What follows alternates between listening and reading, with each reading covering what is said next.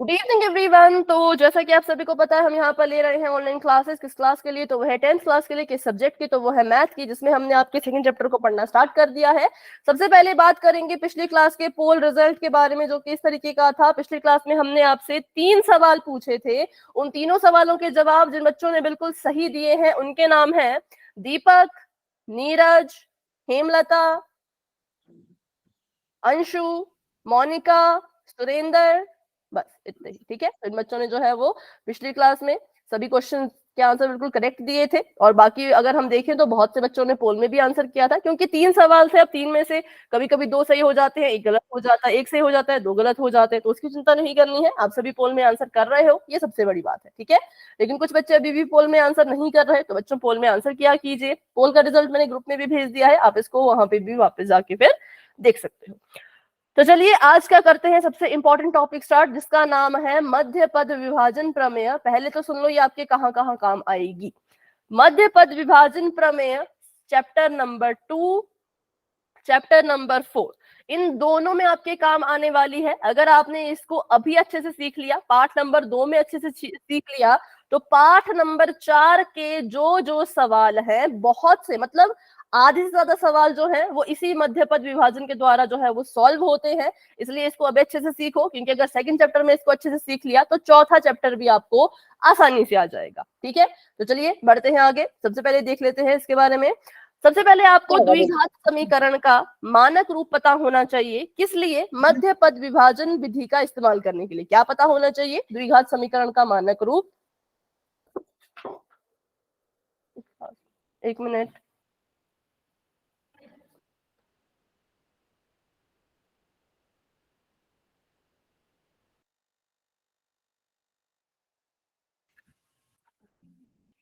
चलो, मध्य पद विभाजन प्रमेय का इस्तेमाल करने के लिए मैंने बताया, सबसे पहले आपको पता होना चाहिए कि ये जो द्विघात समीकरण, सॉरी, द्विघात बहुपद का मानक रूप क्या है। समीकरण नहीं, द्विघात बहुपद का मानक रूप क्या होता है वो पता होना चाहिए।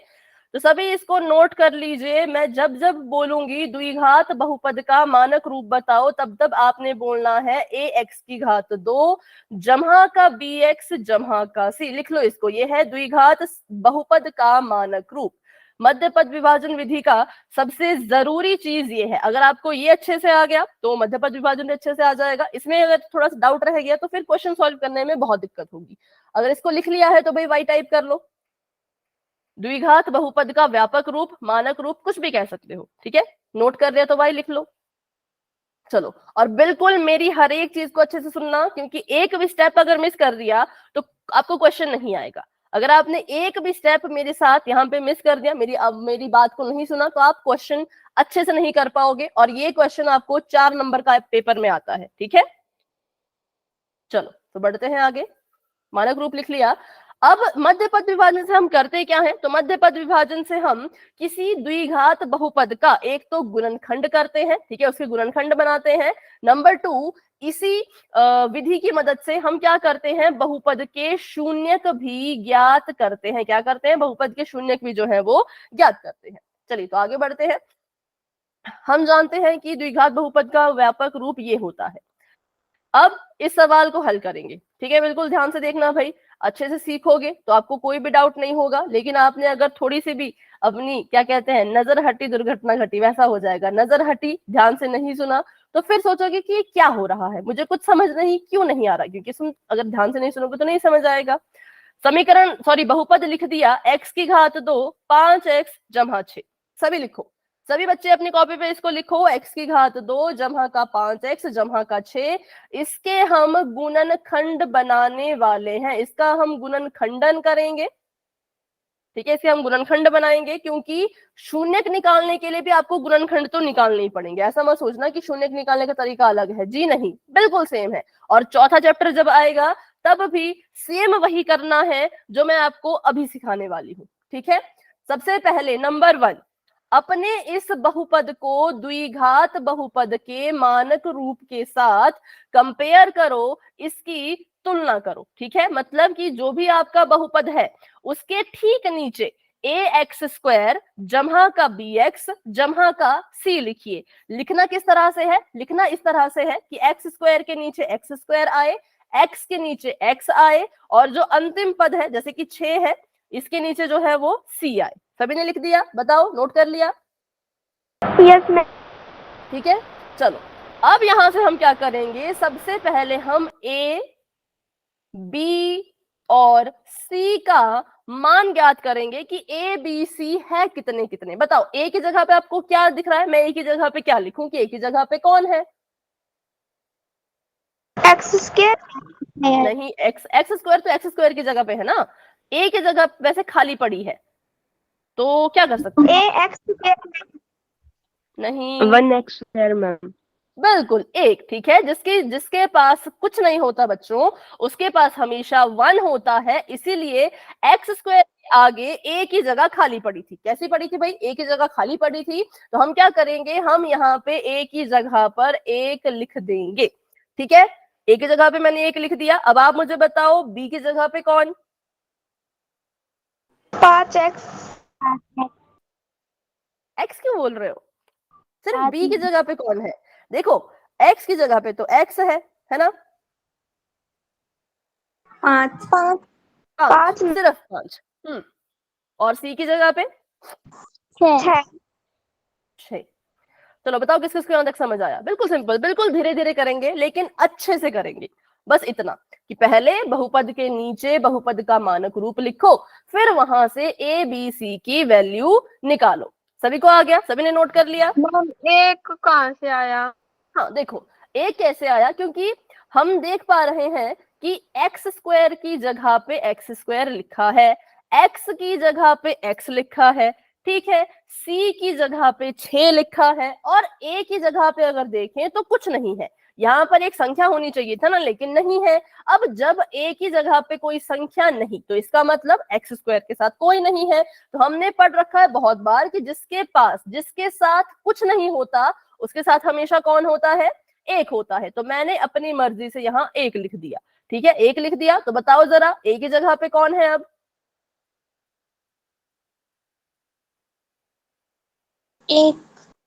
एक सिंपल। तो जब भी आपको लगे कि एक्स स्क्वायर के साथ या एक्स के साथ कोई संख्या नहीं दिख रही, तो समझ जाना उसकी जगह पर 1 है। ठीक है, अभी क्लियर हुआ? Yes ma'am. चलो अब आपने एबीसी निकाल लिया। अब इस एबीसी की मदद से आपका पूरा सवाल हल करेंगे। एबीसी की वैल्यू निकालने के बाद आपको 2 चीजें निकालनी है, जिसको कहेंगे, पहली चीज है गुणनफल, ठीक है, गुणनफल, और दूसरी चीज है योग। पहली चीज है गुणनफल और दूसरी चीज है योग। अब गुणनफल निकालने के लिए और योग निकालने के लिए बस एबीसी का ही आपने इस्तेमाल करना है। बहुत से बच्चे क्या करते हैं, बहुत से बच्चे एबीसी की अलग से वैल्यू नहीं निकालते, इस बहुपद में ही एबीसी की वैल्यू को ऐसे ऐसे करके ढूंढते कि अच्छा ये ए है, ये बी है, ये सी है, फिर इस वजह से उनका सवाल गलत हो जाता है।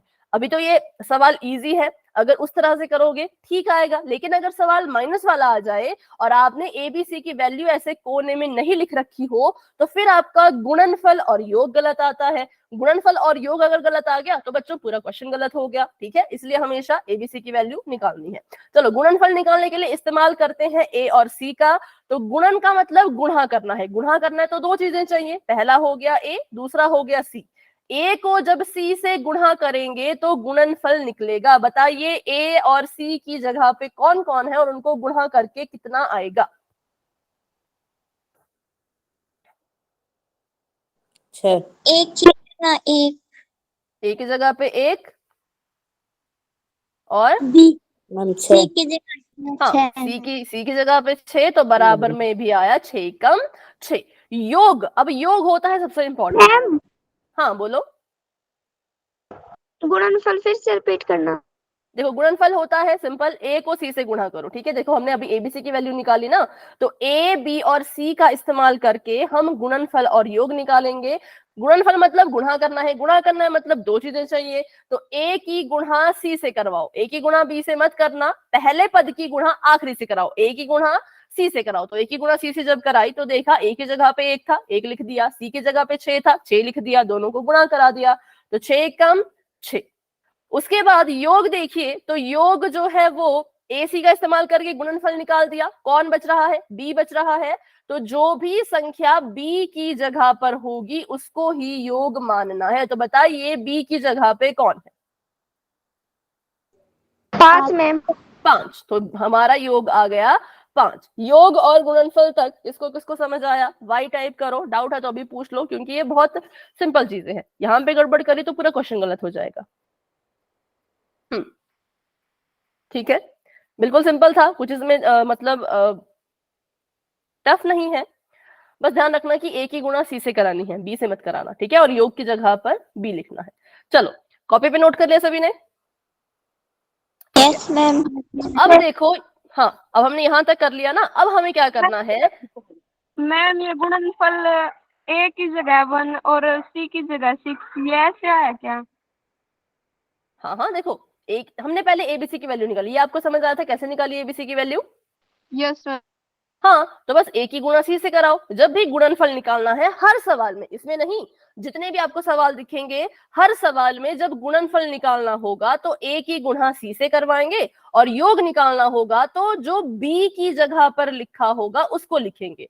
तो ए की गुणा सी से कराई, ए की जगह पे 1 था 1 लिख दिया, सी की जगह पे 6 था 6 लिख दिया, दोनों की गुणा करो, 6 कम 6 आ गया। ठीक है, अभी कोई डाउट? नो मैम, हो गया। ओके, अब आपने करना है बहुत जरूरी काम। अब आपको ढूंढनी है दो संख्याएं। कितनी संख्याएं?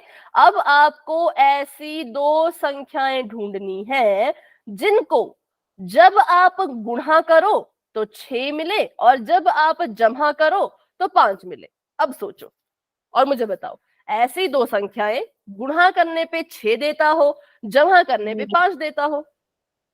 2 और 3। ठीक है, 2 और 3। और किसी के मन में कोई और संख्या आ रही हो तो? 2 और 3 ही मैम। 2 और 3 के अलावा और कोई संख्या नहीं है क्या? सोचो। क्या? अरे 4 की गुणा कहाँ करते हैं? गुणा करने पे 6, जमा करने पे या हाँ जमा करने पे 5। जमा, अच्छा अगर मैं बोलूं कि जमा और घटाने पे 5। अब सोचो, हाँ 2 और 3 तो संख्या है, उसके अलावा एक और जोड़ा मुझे चाहिए, एक और जोड़ी दो जिसको गुणा करने से 6 आए और प्लस माइनस करने से 5 आए।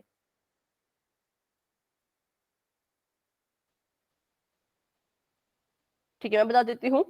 6 और 1 है ना, वो भी तो है ना। 6 में 1 की गुणा करेंगे 6 आएगा और माइनस करेंगे तो 5 आएगा। चलो अब मैं दोनों चीजें लिख लेती हूँ। यहाँ पर मैंने लिख दिया 2 और 3। अब इस स्टेप को भी अच्छे से समझना, यहाँ पे आपको पता चलेगा कि कौन सी चीज हमने ली और क्यों ली, और कौन सी चीज हमने नहीं ली और क्यों नहीं ली। सबसे पहले जिन बच्चों को ये संख्याएं ढूंढने में बहुत दिक्कत आती है उनके लिए एक तरीका मैं बताती हूँ। ठीक है, गुणनफल 6 है ना, ध्यान से सुनना भाई, जिसको भी संख्या ढूंढने में दिक्कत आती हो। सबसे पहले गुणनफल को ऐसे लिख लो अपने रफ काम में, 6 लिख लो। अब देखो, अपने मन में सोचो कि इस 6 को आप कितनी तरीके से गुणा करके लिख सकते हैं। जैसे पहला तरीका हो गया 6 एकम 6, ठीक है, और दूसरा तरीका हो गया 2 गुणा में 3। तो दो ही तरीके हैं जिससे हम 6 को लिख सकते हैं। पहला तरीका 6 गुणा में 1, दूसरा तरीका 2 गुणा में 3। अब देखो कि इन दोनों में से गुणा करके तो 6 आएगा ही आएगा, लेकिन प्लस माइनस करने पे 5 आ रहा है कि नहीं आ रहा है? तो हमने देखा, हाँ 3 में 2 जोड़ेंगे तो 5 आएगा, 6 में 1 घटाएंगे तो भी 5 आएगा। तो दोनों हम वैसे ले सकते हैं। ठीक है, अभी के लिए बस मैंने तरीका बताया कैसे ढूंढनी होती है। मान लो यहाँ पर 6 गुणा 3 होता, मान लो 6 तिया भी 6 होता, मानना है सिर्फ, ऐसा होता नहीं, मान के चलो कि 6 को हम लिख सकते हैं 6 गुणा 3 के रूप में, 2 गुणा 3 के रूप में। तो आपने यहाँ पे देखा कि गुणा करने पे तो भाई ये भी 6 आ रहा है, ये भी 6 आ रहा है, लेकिन जब बात करें जमा या घटाने की तो इससे हमें 5 मिल जाएगा, लेकिन इससे हमें 5 नहीं मिलेगा। तो इसको पहले ही रिजेक्ट कर दो, इसको पहले ही हटा दो। ये कुछ तरीके हैं जो आपको अभी तो लगेगा कि क्यों कर रहे हैं, लेकिन जब बड़े सवाल आएंगे तब समझ आएगा कि क्यों करना था। ठीक है, तो थोड़े थोड़े तरीके साथ में याद रखते जाना। अभी के लिए मैंने देखा 6 को मैं ऐसे भी लिख सकती हूँ और ऐसे भी लिख सकती हूँ। जमा करने पे माइनस करने पे ये 5 देगा, जमा करने पे ये 5 देगा। तो अब डिसाइड करते हैं क्या लें, 2 और 3 लें या फिर 6 और 1 लें। तो मैंने यहाँ पे लिख दिया 2 और 3, और यहाँ पे मैं लिख लेती हूँ 6 और 1। चलो पहले इसको चेक करते हैं। जब मैंने 6 की गुणा 1 के साथ कराई तो मुझे जमा का 6 मिल गया, ठीक है। और जब मैंने 6 की जमा 1 के साथ कराई तो मुझे कितना मिल रहा है, बताओ? 7।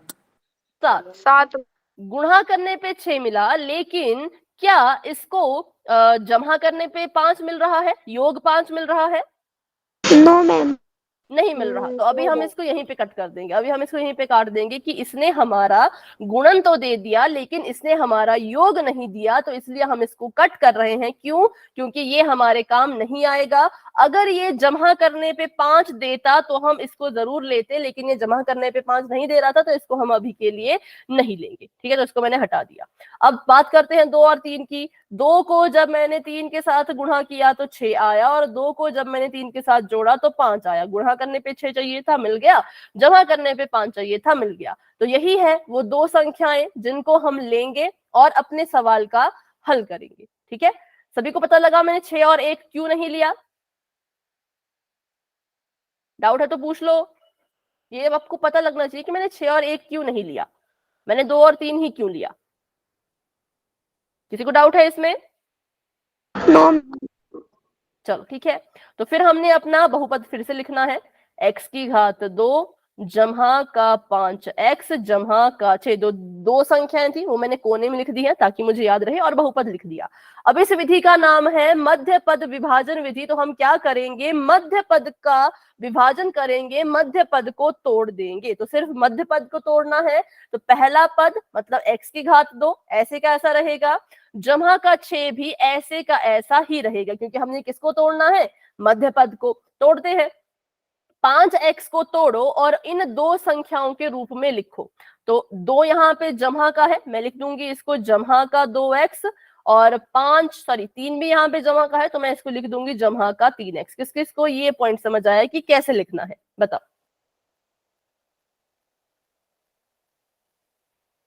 क्लियर है कैसे लिखा जाता है?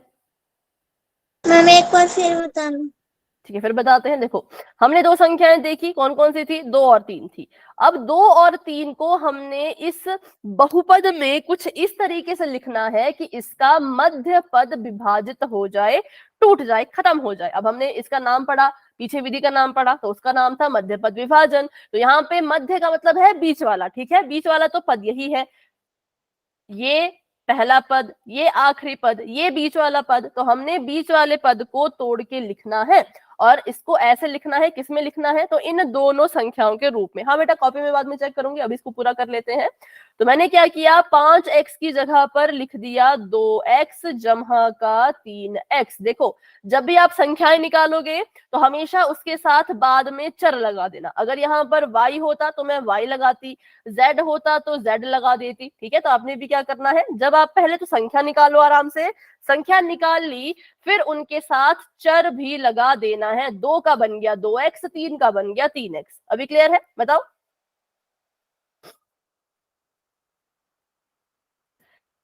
बोलो फटाफट से, क्लियर है कि नहीं? है मैम। ठीक है। अब यहाँ पे करना है हमने बहुत इंपॉर्टेंट चीज।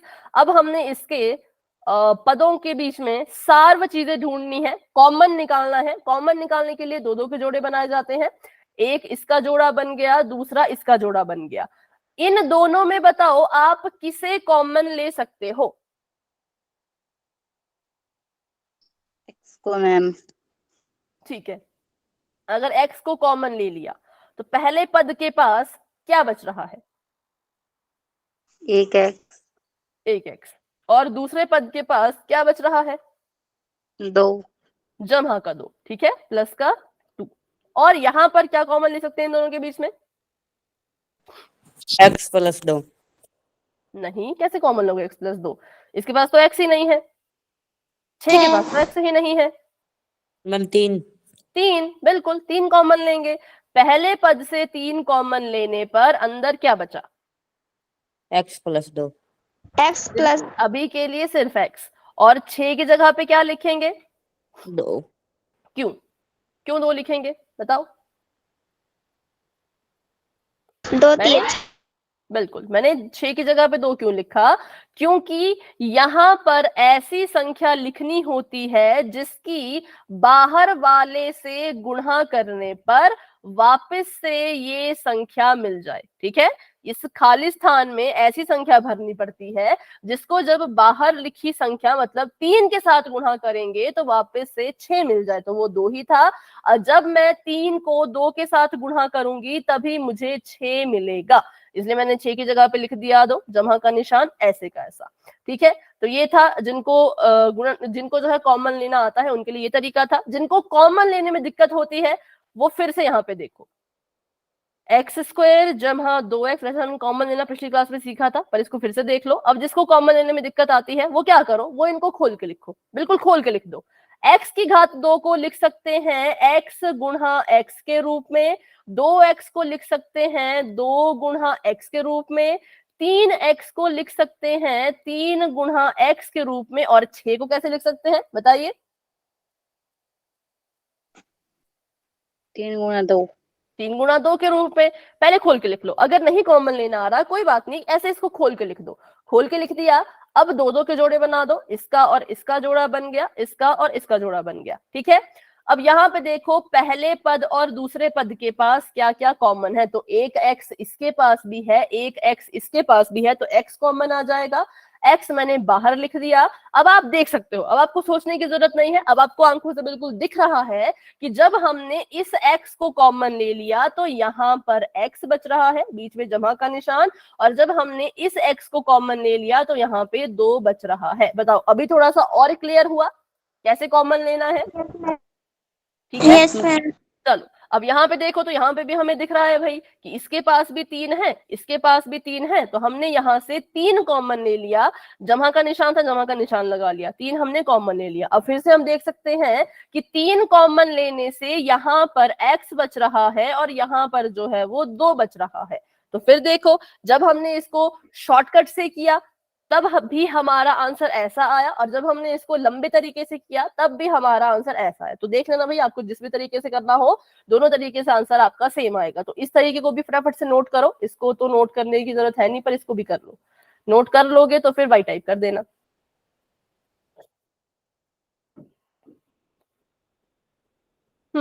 सभी करो सभी। मैम देखो, हाँ अभी आंसर तो मुझे करेक्ट ही लग रहा है। ठीक है, पर आपने x की वैल्यू क्यों निकाली? x की वैल्यू नहीं निकालनी थी, सिर्फ गुणनखंड करते हैं जब तो x की वैल्यू नहीं निकालते। चलो तो अभी मैं इसको मिटाती हूँ और अभी इसके करते हैं हम फिर से। अब हमने देखा कि हमारा जो है वो कॉमन लेने पर ऐसा कुछ आ रहा था।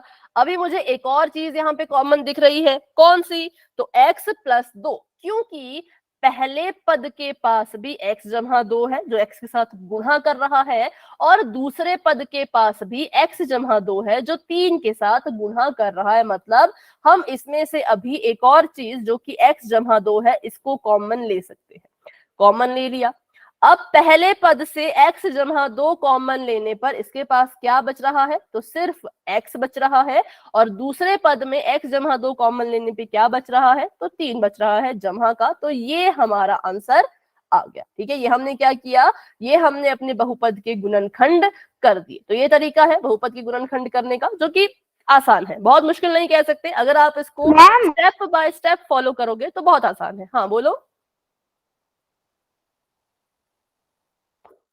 मैम ये वाला फिर से बताना, आखिरी वाला। x प्लस 2 वाला।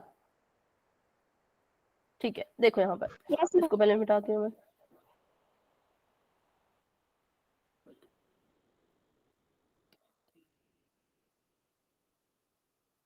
ऐसा आया था, और यहाँ पर 3x जमा 2 ऐसा आया था। ठीक है, अभी हमने इसको अगर ध्यान से देखें तो एक और चीज कॉमन आ रही है ना, क्योंकि ये है जमा का निशान। इस जमा से पहले जो लिखा है वो पहला पद है, इस जमा के बाद जो लिखा है वो दूसरा पद है। तो पहले पद के पास भी x प्लस 2 है और दूसरे पद के पास भी x प्लस 2 है, तो इसको हम कॉमन ले सकते हैं। हर सवाल में ऐसा होगा कि आपका जो ये वाला ब्रैकेट होगा वो सेम आएगा, जो इसमें ब्रैकेट के अंदर है वही सेम चीज इस वाले ब्रैकेट के अंदर भी आनी चाहिए। अगर तो आ रही है मतलब सवाल सही है, अगर नहीं आ रही होगी तो मतलब आपका सवाल बिल्कुल गलत है, मतलब कुछ गड़बड़ आपने कर दी है। तो मेरा यहाँ पे देखो, यहाँ भी x+2 आ रहा था, यहाँ भी x/2 आ रहा था, दोनों सेम थे, तो मतलब मेरा यहाँ तक का आंसर ठीक है। तो मैंने इसको कॉमन ले लिया क्योंकि ये दोनों के पास था। अब जब मैंने पहले पद से इसको कॉमन ले लिया है तो मुझे बताओ पहले पद के पास इसके अलावा क्या बचा? दिख रहा है X हमें आपको? एक्स, बिल्कुल। और जब हमने दूसरे पद से इसको कॉमन ले लिया तो इसके अलावा क्या बच रहा है? 3। तो जमा का 3, जमा का 3, तो हो गया, ये हमारा आंसर आ गया। ठीक है, ओके मैम ये आगे भी सॉल्व होगा। एक मिनट, आगे सॉल्व नहीं होगा क्योंकि सवाल ही इतना है। सवाल में आपको बोला है कि इसके गुणनखंड करो, ठीक है। जब सिर्फ गुणनखंड करने की बात आती है तो हम बस 2 ब्रैकेट निकाल के इनको दे देते हैं, लेकिन अगर ये कहते हैं कि बहुपद का शून्यक निकालो तब सॉल्व करते। तो अभी जो क्वेश्चन पोल में आएंगे उनको सॉल्व नहीं करना है, वो आपको ऐसे ब्रैकेट में ही मिलेंगे, ठीक है। चलिए आगे बढ़ते हैं। तो ये हमने पूरा सीख लिया है, इसको फटाफट से पढ़ते हुए चलते हैं। इसमें हमने योग और गुणा निकालनी होती है, इसको रहने दो, तो कंफ्यूज हो जाओगे। अभी जैसे पढ़ा वैसे ही कर लो, ठीक है। तो एक सवाल मैं आपको अभी दूंगी, आपने उसको करना है और मुझे अपना उत्तर बताना है। ये बिल्कुल सिंपल सवाल है, इसको आपको पूरा हल नहीं करना है, बस आधा हल करना है, ठीक है। ये कह रहे हैं कि 6x की घात 2 जमा का है 5x माइनस का है 6, ठीक है, ऐसा है। आप क्या करो, आप इसका पहले तो इसकी तुलना करो ax² + bx + c के साथ, फिर गुणनफल निकालो, फिर योग निकालो। मैं क्या करो, क्या हो गया? इसकी तुलना इसकी तुलना करनी है आपने ax² जमा bx जमा c के साथ, मतलब द्विघात बहुपद के मानक रूप के साथ इसकी तुलना करो। abc की वैल्यू निकालो, एबीसी की वैल्यू के बाद गुणनफल और योग निकालो, ठीक है।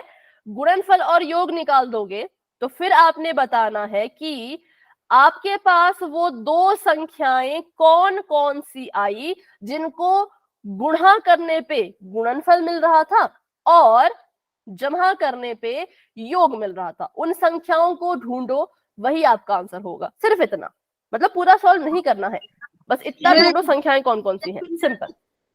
ढूंढ लिया? 2 बताओ। + 3 आप कह रहे हो 2 और 3, ठीक है। अब बाकी बच्चे भी बताओ। अच्छा, मैं आपको अगर बताऊं तो ये गलत है, क्योंकि इसका गुणनफल निकालो ना। पहले एबीसी की वैल्यू निकाली, ए की गुणा सी से कराओ।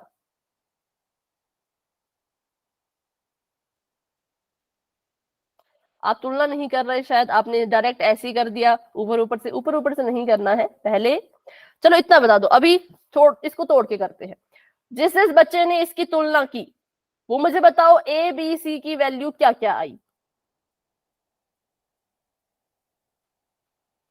फटाफट से। मैम A की 6 है? C की ठीक है, -6 बिल्कुल, सी की -6। अब गुणनफल निकालने के लिए क्या करेंगे? A गुणा C ए गुणा सी, तो करो ए गुणा सी। कितना आ रहा है? -36 -36। गुणनफल आया -36, योग कितना आ रहा है? -12 कैसे? -12 6 से 12। अरे योग कैसे थोड़ी निकालते हैं? 5 योग होता है बीच वाला पद, ये योग होता है b, तो योग है 5। अब ढूंढो ऐसी संख्याएं जिनको जब गुणा करो तो माइनस का 36 आए और जमा करो तो जमा का ही 5 आए, मतलब प्लस माइनस करो तो जमा का 5 आए, ऐसा कुछ। गुणा करने पे 36 आना चाहिए, वो भी माइनस का, और जमा माइनस करने पे 5 आना चाहिए, वो भी जमा का। चलो सोचो। 6 और -5 मैम 6 और 5 कह रहे हो? यस मैम कैसे? 6 और 5 को करो जरा गुणा, कितना आएगा?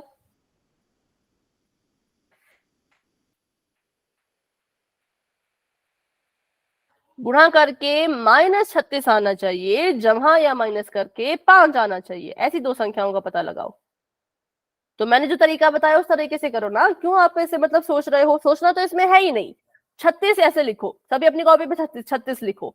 अब देखो 36 को कैसे कैसे लिखते हैं। नंबर 1, 36 को लिखते हैं 6 गुणा 6 के रूप में। नंबर 2, 36 को और कैसे लिख सकते हैं बताओ जल्दी। और किसके पहाड़े में 36 आता है? 2 के पहाड़े में आता है क्या? बहुत लंबा जाएगा। 2 का 3 का, मैम 4 का 4 के पहाड़े में आता है। 4 9 36। और बताओ और कैसे लिख सकते हैं 36 को? 12 3 36, है ना? है ना? क्या? किससे बोला? हाँ देखो लिख दिया है। 4 और 9, 9 और 4 सेम है। उल्टा फुल्टा मतलब उल्टा नहीं करना है। जैसे 9 चौके लिखो, 4 9 लिखो, ठीक है। 12 3 36। अब 36 को हम इतनी तरीके से लिख सकते हैं, तो मतलब 13 दूनी 36। 13 दूनी, हाँ ठीक है, 13 दूनी 36, ऐसे भी लिख सकते हैं, ठीक है। अब देखो 36 लिख सकते हैं इतने तरीके से, तो मतलब गुणन निकालने के लिए तो हमारे पास इतने ऑप्शन हैं। अब इन सभी ऑप्शन में से ये चेक करो कि किसको हल करने पर आपको 5 भी मिल जाएगा। अगर मैं 6 में 6 जोड़ूं तो 12 मिलेगा, 6 में 6 घटाऊं तो 0 मिलेगा। अगर मैं 12 में 3 जोड़ूं तो 15 मिलेगा, 12 से 3 घटाऊं तो मुझे मिलेगा 9। अगर मैं 13 में 2 जोड़ूं तो मुझे 15 मिलेगा, 13 से 2 घटाऊं तो मुझे 11 मिलेगा। 4 गुना हाँ ठीक है, क्योंकि 9 चौके 36 होता है, और 9 में जब 4 को क्या करोगे, जोड़ोगे कि घटाओगे? घटाएंगे। तो 5, तो 5 मिलेगा। अभी प्लस माइनस की चिंता मत करो, अभी बस देखो कि संख्याएं आ रही हैं कि नहीं आ रही है, ठीक है। देखो अब यहाँ पे देखो, पहला ऑप्शन ऑटोमेटिकली गलत हो गया, क्योंकि जमा करने पे 12 आ रहा था, माइनस करने पे 0 आ रहा था, 5 इसमें नहीं दिखा, तो ये गलत। ऑप्शन जो 12 गुणा 3 है ये भी गलत हो गया, क्योंकि जमा करने पे 15 आ रहा था, गुणा करने पे 9 सॉरी माइनस करने पे 9 आ रहा था, यहाँ पे भी 5 नहीं दिखा। 13 गुणा 2 ये वाला ऑप्शन भी गलत, क्योंकि जमा करने पे 15, माइनस करने पे 11, यहाँ भी 5 नहीं दिख रहा था। लेकिन जैसे ही इस पे नजर दौड़ाई कि गुणा करने पे भाई 36 भी आ रहा है और माइनस करने पे 5 भी आ रहा है, तो हमें पता लग गया कि हमारी जो दो संख्याएं हैं वो 9 और 4 होगी, ठीक है, 9 और 4 होगी। तो अब समझ आया कैसे करना है, क्यों हम इसको ऐसे लिखते हैं? जो मैंने पिछले आपको तरीका बताया था इसलिए बताया था, क्योंकि इस तरीके से बहुत अच्छे से हम संख्या निकाल पाते हैं। अगर आप सोचते रहोगे अच्छा 6 6 36, 9 6 36, तो नहीं हो पाता। लिख के करोगे तो फटाफट आपको संख्याएं मिल जाएंगी, ठीक है। तो अभी के लिए संख्या मिल चुकी है 9 और 4। तो अभी इसका इस्तेमाल करके हमने बनाना है 5 जमा का और 6 माइनस का। कहां से समझना है बताओ, किस वाले पॉइंट से? मैम मैम क्या मैम, बताओ कहां से, ये बताओ। संख्याएं निकालने से। x plus 5x 7x ma'am plus 5x। X रुको, पहले जिसका डाउट है वो पूछो, कहां से बताना है, शुरू से या फिर संख्याएं ढूंढी है वहां से? शुरू से बताना मैम। ठीक है, देखो हमें यहाँ पे बोला था कि इसका क्या करो, इसका जो है वो गुणनखंडन करो। गुणनखंड करने से पता लगाओ कि P और Q की जगह पर कौन सी संख्याएं आएंगी। जिन बच्चों ने अभी भी ध्यान से नहीं सीखा, सीखो, पोल में सेम ऐसा क्वेश्चन है, फिर मत बोलना बताया नहीं, ठीक है। तो शुरू से बता रही हूँ, शुरू से सुन लो इसको। आपको बोला है 6x² जमा 5x माइनस 6 के गुणनखंड ज्ञात करो, ठीक है। तो हमने फिर उसके बाद क्या करो, गुणनखंड जब ज्ञात करोगे, गुणनखंड पूरे नहीं निकालने हैं, बस आपने वो दो संख्याएं निकालनी है जिनको गुणा करने पे गुणनफल और जिनको प्लस माइनस करने पे योग आता हो। तो हमें पता है गुणनफल और योग पहले निकालना पड़ेगा, तब जाके तो हम पता करेंगे कि हमारे पास जो है वो कौन सी संख्या आनी चाहिए, ठीक है।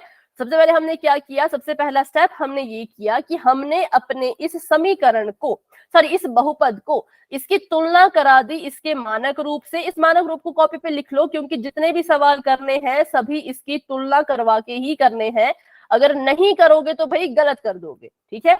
इससे तुलना की, ए की जगह पे कौन है दिख रहा है, ए की जगह पर 6 है। बी की जगह पे कौन है दिख रहा है, बी की जगह पे 5 है। सी की जगह पे कौन है दिख रहा है, सी की जगह पे 6 है, लेकिन कैसा 6? तो माइनस का 6। जब जब संख्याओं को लिखना है तब तब उसके चिन्ह के साथ लिखना है। तो सी की जगह पे 6 नहीं, सी की जगह पे माइनस का 6 लिखेंगे। एबीसी की वैल्यू निकाल ली। अब यहां से गुणनफल निकाल लो और योग निकाल लो। ठीक है, यहां से क्या निकाला हमने? गुणनफल और योग। तो अगर गुणनफल की बात करें तो गुणनफल होता है a गुणा में c, योग होता है जो b की जगह पे है वही हमारा योग होगा। तो a की जगह पर 6 है, c की जगह पे माइनस का 6 है, b की जगह पे 5 है। तो योग आ गया 5। गुणनफल निकालने के लिए गुणा करो, 6 को 6 से गुणा करेंगे, 6 6 के 36 प्लस माइनस माइनस मतलब माइनस का 36। ठीक है, कैसा 36? माइनस का 36। अब हमने ऐसी दो संख्याएं ढूंढनी है जिनको जब गुणा करें तो 36 आए और जमा करें या घटाएं तो 5 आए। तो हमने कहा ठीक है, सोचते हैं। सोच के कुछ नहीं होता, सोच के कभी भी आपको उत्तर नहीं मिलेगा, हमेशा लिख के करो। लिखना कैसे है? गुणनफल को उठाओ, 36 को उठाओ और सोचो 36 को हम किस किस तरह से गुणा में लिख सकते हैं। हमने देखा इसको लिख सकते हैं 2 गुणा 13, इसको लिख सकते हैं 3 गुणा में 12, इसको लिख सकते हैं 4 गुणा में 9, इसको लिख सकते हैं 5 के बारे में 36 आता नहीं, 6 गुणा में 6। तो अभी इतने काफी है, और भी बहुत तरीके से लिख सकते हैं पर अभी के लिए इतने काफी है। ठीक है, 12 किया 36। इसको दिया बेटा 12 3 3 गुणा 12 करो, 12 गुणा 3 करो, सेम है, इनको उल्टा नहीं करना है। एक बार आपने दो संख्याएं लिख ली फिर उसको बार बार उल्टा मत करो।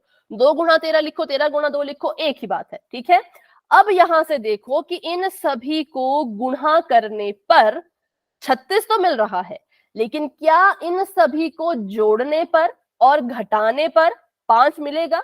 तो चेक करना पड़ेगा। तो यहाँ पे मैं लिख लेती हूँ जोड़ और यहाँ पे लिख लिया मैंने घटाव। ठीक है, गुणा करने पे सभी हमें 36 तो देंगे, लेकिन जोड़ने और घटाने पर क्या 5 मिलेगा? तो 13 में जब 2 को जोड़ा तो मिला 15, घटाया तो मिला 11। 3 में जब 12 को जोड़ा तो मिला 15 और जब घटाया तो मिला 9। 4 में जब 9 को जोड़ा तो मिल गया हमें 9 10 11 12 13 और जब घटाया तो मिल गया 5। 6 में जब 6 को जोड़ा तो मिल गया 12 और जब घटाया तो मिल गया 0। गुणा करने में तो सारे 36 दे ही रहे थे, जोड़ और घटाव में 5 कौन दे रहा है? पहला ऑप्शन देखा नहीं दे रहा था तो कैंसिल करो, दूसरा ऑप्शन देखा नहीं दे रहा था तो इसको भी कैंसिल करो, तीसरा ऑप्शन देखा हाँ घटाने पे 5 मिल रहा है तो रुक जाओ, चौथे को देख लो, चौथा ऑप्शन देखा नहीं मिल रहा था तो हटा दो। तो अभी के लिए हमें हमारा आंसर मिल गया कि हमारा आंसर है 4 और 9, क्योंकि 4 और 9 को गुणा करने पर 36 तो मिल ही रहा है, साथ में जब घटाएंगे तो 5 भी मिल रहा है। अभी समझ आया कैसे संख्याएं ढूंढते हैं? Yes ma'am. ठीक है, चलो तो अब इसको मिटाते हैं क्योंकि संख्याएं मिल चुकी हैं 4 और 9। तो अब इसको लिख लेते हैं। अब इसमें एक और ट्विस्ट है। ट्विस्ट ये है कि 36 आना चाहिए माइनस का और 5 आना चाहिए जमा का। तो पहले हमने अपना 9 और 4 तो लिख दिया। ठीक है, 9 को 4 से गुणा करेंगे तो 36 मिल रहा था। 9 भी जमा का, बीच में भी जमा का निशान ही लगता है, और 4 को भी अगर जमा का ही लिखें तो 9 जमा 4 तो भाई कितना हो जाएगा? 10 11 12 13 हो जाएगा। तो अभी थोड़ी सी हमें क्या करनी पड़ेगी? थोड़ा सा कुछ ट्विस्ट लाना पड़ेगा, कुछ इसके साथ इसके चिन्हों के साथ कुछ बदलाव करने पड़ेंगे कि 36 आ जाए माइनस में और हमें मिल जाए योग में 5। तो मैंने सोचा अगर मैं 9 को माइनस का निशान दे दूं, देखो पहले मैंने सोचा कि अगर मैं 9 को माइनस का निशान दे दूं तो 9 चौके तो 36 ही होता है और प्लस माइनस माइनस होता है। क्या माइनस का 36 आ गया? बताओ हाँ या ना, बताओ हाँ या ना। जब मैंने 9 को माइनस का निशान दिया, 4 को जमा का ही रखा और इनको गुणा किया तो 9 चौके आ गया 36 और माइनस का निशान ऐसे का ऐसा, क्योंकि प्लस माइनस माइनस होता है। ठीक है, पहली कंडीशन पूरी हो गई, हमें 36 मिल गया, माइनस का 36 मिल गया। अब क्योंकि मैंने 9 को यहां माइनस का लिया है तो मुझे नीचे भी 9 को माइनस का ही लेना पड़ेगा। अगर आप योग निकाल रहे हो और गुणा निकाल रहे हो, कभी भी आप उल्टा नहीं कर सकते। उल्टे का मतलब कि अगर ऊपर यहाँ पे मैंने 9 को माइनस दिया है तो मुझे नीचे भी 9 को ही माइनस देना पड़ेगा। आप ऐसा नहीं करेंगे कि गुणा करते वक्त 9 को माइनस दे दिया और जमा करते वक्त 4 को माइनस दे दिया, गलत है। अगर 9 माइनस का ले रहे हो तो दोनों केसेस में 9 को ही माइनस का लो, तो मैंने इसको माइनस का ले लिया। प्लस माइनस माइनस होता है, माइनस करके मुझे मिल गया 5, लेकिन कैसा 5 बताओ, बताओ। माइनस माइनस का, लेकिन क्या मुझे माइनस का 5 चाहिए? No ma'am. नहीं चाहिए। तो मतलब अभी इसमें कुछ और इनके चिन्हों के साथ छेड़छाड़ करनी पड़ेगी। बताओ मैं ऐसा क्या करूं कि 36 मुझे माइनस का ही मिले और 5 मुझे जमा का मिल जाए? सोचो। मैम 4 को भी माइनस कर दो, फिर ये माइनस माइनस प्लस। तो फिर 36, देखो आप कह रहे 4 को माइनस कर दो, 36 फिर जमा का आ जाएगा। इसको माइनस कर दो, प्लस माइनस माइनस, -9 -4 फिर जमा का आ जाएगा। अमित बोल, बाद में करेंगे, पहले आंसर दो। चलो, अमित को लगता है सब समझ आ गया, तो अमित ही बताएगा क्या करें। क्या करें कि 36 आ जाए माइनस का और 5 आ जाए जमा का? बताओ। पोल का मतलब होता है कि सब समझ आ गया, उसके बाद पोल मिलता है, ऐसे नहीं मिलता। चलो मैं बता देती हूं। अगर हम 9 को माइनस का निशान ना दे के 4 को माइनस का निशान दे दें तो देखो 9 चौके 36 है ना, और प्लस माइनस माइनस। और क्योंकि ऊपर मैंने 9 जमा का लिया है, माइनस का 4 लिया है, गुणा करते वक्त तो जमा करते वक्त भी सेम चीज करेंगे। 9 बीच में जमा का निशान और माइनस का 4। इसको हल करेंगे, हमें दो चिन्ह एक साथ नहीं चाहिए, तो प्लस माइनस माइनस हो जाएगा, 4 का 4, 9 में से 4 गए तो आ गया 5। और कैसा वाला 5? तो जी जमा का 5। तो हमारी कंडीशन पूरी हो गई कि गुणा करने पर माइनस का 36 मिल गया, जमा करने पर जो है वो जमा का 5 मिल गया। तो हम कौन कौन सी संख्याएं लेंगे बताओ? अब वो दो संख्याएं उनके चिन्ह के समेत बताना, किस किस को लूं? गुणा -4 बराबर नहीं, गुणा गुणा मत बोलो, बस वो दो संख्याएं बताओ। 9 -4। माइनस हाँ, कर। जमा का 9 और माइनस का 4, ये मेरी वो दो संख्याएं होंगी जिनको अब मैं लेने वाली हूँ। ठीक है, क्योंकि जब हमने 9 को माइनस का लिया तो 36 तो माइनस का आ रहा था, लेकिन 5 भी माइनस का आ रहा था, जो कि हमें नहीं चाहिए था। तो हम इसको नहीं ले सकते, बड़ी संख्या को माइनस का निशान नहीं दे सकते, तो हमने छोटी संख्या को माइनस का निशान दे दिया। क्यों? और गुणा करने पे तब भी माइनस का 36 ही मिल रहा था, लेकिन जब हमने इसको जमा किया तो जमा का 5 मिल गया। तो इसलिए इसने हमारे योग और गुणन को अच्छे से कंप्लीट कर दिया है। तो हम इन दोनों संख्याओं को लेंगे। अब ये दो संख्याएं ली है तो लिखने का तरीका भी पता होना चाहिए। कैसे लिखेंगे? जैसे पिछले सवाल में लिखा था, पहले पद को, अभी मैं पहले ए बहुपद लिख लेती हूँ, ठीक है, फिर इसको अच्छे से देखना कि मैं इसको कैसे लिखूंगी। और माइनस का था 6। पहले पद को ऐसे कैसे रखना है, मतलब 6x की घात 2 को ऐसे का ऐसा ही रखना है, ठीक है। और जो माइनस का 6 अंत में है इसको भी ऐसे का ऐसा रखना है, क्योंकि मध्य पद को विभाजित करना है। जो मध्य पद है इसको डिवाइड करना है। तो क्या करेंगे? 9 और -4 था, है ना, 9 और -4। तो जमा, बेटा माइक ऑफ करो पहले। तो जमा का निशान लगा दिया, 9x लिख दिया, माइनस का 4x लिख दिया, बस ऐसे इसको लिख देंगे चिन्ह चिन्ह के समेत। ठीक है, जमा का 9 था तो जमा का 9x, माइनस का 4 था तो माइनस का 4x। तो ऐसे मैंने लिख दिया और मेरा उत्तर आ गया कि मेरी जो संख्याएं हैं, ठीक है, वो कौन कौन है? पहली है 9 और दूसरी है -4। तो ये मेरा उत्तर होगा। तो अगर ये क्वेश्चन पोल में होता और ऑप्शन में लिखा होता 9, -4, तो ये मेरा आंसर होता, बाकी कोई नहीं होता। अगर ऑप्शन में लिखा होता माइनस का 9, कॉमा का 4, तो ये मेरा आंसर नहीं होता। मेरा आंसर ये होता कि जमा का 9 लेंगे और माइनस का 4 लेंगे। ठीक है, तो बस इतना ही करना है आपने अपने इस आगे आने वाले पोल के क्वेश्चन में। इससे ज्यादा कुछ नहीं करना है, सॉल्व पूरा नहीं करना है। योग निकालो, गुणनफल निकालो, फिर ये पता करो कि P और Q मतलब वो दो संख्याएं कौन सी हैं जिनको गुणा करने पे गुणनफल और जमा करने पर योग मिलता हो। बस इतना करना है। इतना कर लोगे? बताओ, पोल में कर लोगे इतना सवाल? Yes ma'am. सॉल्व नहीं करना है, बस इतना ही निकालना है कि वो दो कौन सी संख्याएं हैं। ठीक है, बस साइन का ध्यान रखना। जैसे यहाँ पे साइन माइनस का आ गया था तो हमें बहुत सी हेर फेर करनी पड़ी थी अपना वो दो संख्याएं निकालने के लिए, तो आप भी उसका ध्यान रखिएगा अच्छे से। तो चलिए भाई एक क्वेश्चन कर लेते हैं पोल में। तो अभी के लिए मैंने चैट को कर दिया है ऑफ और बढ़ते हैं अपने क्वेश्चन की तरफ। क्वेश्चन मैं समझा दूंगी, जल्दबाजी में गलत मत करना। ठीक है, तो यहाँ पे भी वैसे माइनस का निशान आया है तो अच्छा हुआ हमने माइनस वाला ही सीख लिया। बहुपद दे रखा है x की घात 2 जमा का 2x माइनस का 15। अभी किसी को भी पोल नहीं दिखेगा और कोई भी जल्दबाजी में सॉल्व मत करो, मेरे साथ पहले सीखो। सबसे पहले इसकी तुलना कीजिए ax की घात 2 जमा bx जमा c के साथ। a b और c की वैल्यू लिखो विद उनके साइन, चिन्ह के समेत वैल्यू लिखो कि a की जगह पे कौन है, कुछ नहीं दिख रहा। जब कुछ नहीं होता तो क्या लिखते हैं, पहले सवाल में सीखा। b की जगह पे कौन है वो लिखो उसके चिन्ह के साथ, c की जगह पे कौन है वो लिखो। अभी बेटा माइक ऑन नहीं करना है, c की जगह पे वो लिखो इसके साइन के साथ, a b c की वैल्यू आ जाएगी, है ना। तो इनकी मदद से निकाल लेना गुणनफल। पता है किससे किससे निकलता है, आपने कॉपी पे भी क्वेश्चन नोट किया, वहां से भी आपको पता लग जाएगा और आपको अब तक याद भी हो गया होगा। और बी की मदद से निकालना है योग। ठीक है, गुणनफल निकालो, योग निकालो, चिन्ह को ध्यान में रखते हुए पता करो संख्याएं कौन कौन सी होंगी। ध्यान रखना मैंने कैसे बताया था, जैसे मैंने 36 को लिखा था ना, 6 भी लिख सकते हैं, 12 गुणा 3 भी लिख सकते हैं, 13 गुणा 2 भी लिख सकते हैं। वैसे ही आप अपने गुणनफल को जितने तरीकों से गुणा किया जा सकता है ना उतने तरीकों से लिख लेना। ठीक है, फिर डिसाइड करना कि किसको लें और किसको नहीं लें, और जिसको लोगे साइन किसको कैसा दे। चलो अभी कर लो अपने हिसाब से, जिसको जैसा भी समझ आया।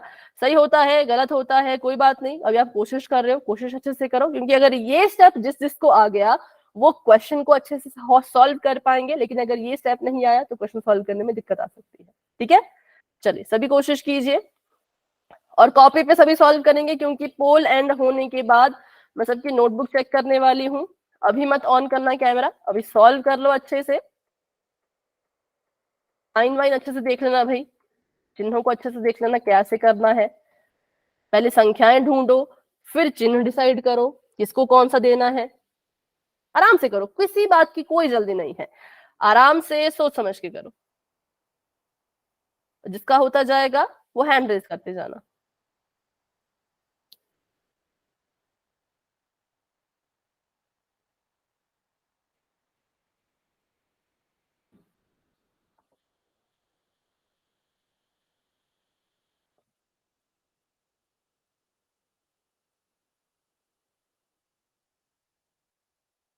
हाँ बिल्कुल आराम से, बिल्कुल सोच समझ के देखो गुणनफल का चिन्ह कैसा है, जो आपका योग आ रहा है उसका चिन्ह कैसा है, किस संख्या को माइनस दें कि गुणनफल ऐसा आए और योग वैसा आए। सब कुछ सोच समझ के आराम से रिलैक्स होके अच्छे से देखो।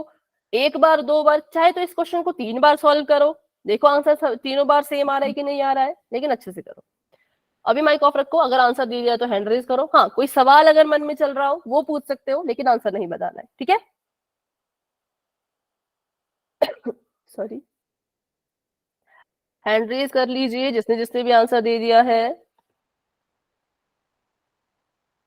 वेरी गुड, अभी तक जितने बच्चों ने आंसर किया, काफी बच्चे बहुत अच्छा कर रहे हैं, बहुत बढ़िया कर रहे हो। अगर इसी तरह सीखते रहे तो मध्य पद विभाजन तो आपकी मतलब फेवरेट क्वेश्चन बन जाएंगे ये। आपको इनको करने में इतना मजा आएगा, आप बोलोगे हम तो भाई इसी को करेंगे अब। ठीक है, very good. Step by step सीख सीख के बच्चा सीखता है। आप सोचो कि एकदम आ जाए, वो नहीं आता, प्रैक्टिस करनी पड़ेगी। गलत भी होगा, मैं नहीं कह रही गलत नहीं होगा, होगा गलत भी होगा, सही भी होगा, सब होगा। गुड इवनिंग, गुड इवनिंग, बहुत लेट हो गए बेटा। इतने लेट क्यों आपने क्लास को ज्वाइन किया जयदीप? पिछली क्लास भी आप पिछली क्लास में भी नहीं आए थे।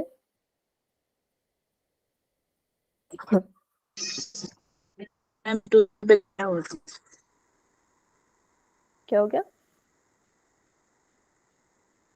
मुझे कुछ टूर सुनाई दिया, बाकी क्लास के बाद में बात करेंगे इसके बारे में। ठीक है, तो कोशिश करो क्लासेस ज्वाइन करने की, क्योंकि आजकल की क्लासेस बहुत जरूरी चल रही हैं। किताब के जो क्वेश्चन है वो हम आजकल कर रहे हैं। ठीक है, चलो तो अभी क्लास में है 23, 23 बच्चे, 23 में से 13 बच्चों ने आंसर दे दिया, लेकिन 10 बच्चे अभी भी रहते हैं जो कि पक्का सॉल्व कर रहे होंगे। अच्छे से सॉल्व कर लीजिए, किसी बात की कोई जल्दी नहीं है, और 13 बच्चों की हैंड रेज भी होनी चाहिए।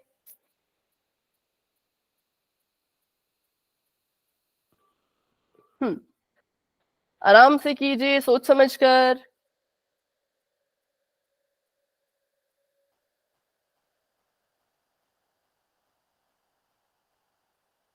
तो भी आंसर दे दिया है हेमलता, गुगन, देनिका, नीरज, मुस्कान, अमित, नितिन, कीर्ति, काजल,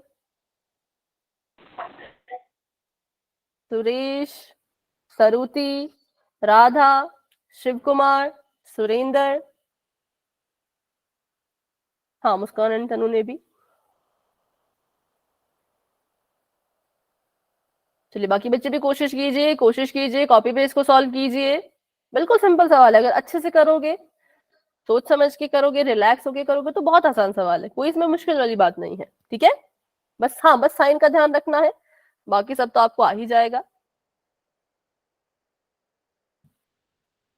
चलो अभी तक जो बच्चे मैं देख रही हूँ सभी ने संख्याएं तो अच्छे से निकाल ली है, वेरी गुड। साइन में गड़बड़ हो रही है जो कि होती रहती है, संख्या में तो अभी तक किसी की गड़बड़ नहीं हुई, तो इसलिए बहुत अच्छे। अब हो गई, अभी जिसने आंसर दिया उसकी गड़बड़ हो गई। बेटा अभी नहीं, प्रियंका भी कैमरा ऑफ करो। बाद में, अभी पोल एंड होगा ना उसके बाद, ठीक है। चलिए 26 तक मैं वेट करने वाली हूँ, मतलब 2 मिनट आप सभी के पास और है। उसके बाद भी जिसका नहीं हो पाता है, रह जाता है, वो अपना आंसर चैट बॉक्स में दे देना, ठीक है। अभी 24 हुए हैं, 26 तक हम वेट करेंगे, फिर हम आगे बढ़ेंगे।